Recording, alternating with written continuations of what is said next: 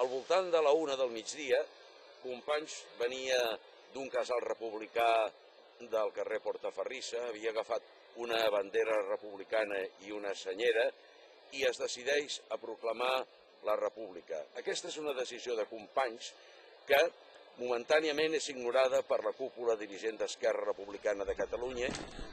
S'adrecen al despatx de l'alcalde occidental, Martínez Domingo, i li exigeixen el traspàs de poder amb la mesura que Companys era dipositari de la voluntat popular. Quarts de 2, la plaça està plena, hi ha molta gent, i Companys diu: tingueu serenitat que la república sabrà representar la majoria del poble. Visca Catalunya, visca la república. Macià s'irrita. Companys s'ha saltat de la jerarquia del partit, ha pres una decisió que per lògica pertanyia al màxim dirigent del partit, és a dir, a Macià, i arriba bastant molest a l'Ajuntament de Barcelona. Sembla que hi ha tensions internes i cap a 2:15 Macià surt a l'Ajuntament de Barcelona i proclama la República Catalana. Macià, també Companys, s'adrecen a l'actual Palau de la Generalitat, antiga Diputació Provincial.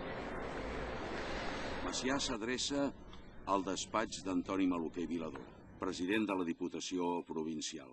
Li comunica la seva voluntat. Macià està decidit a dur a terme i protagonitzar un acte ruptural, revolucionari.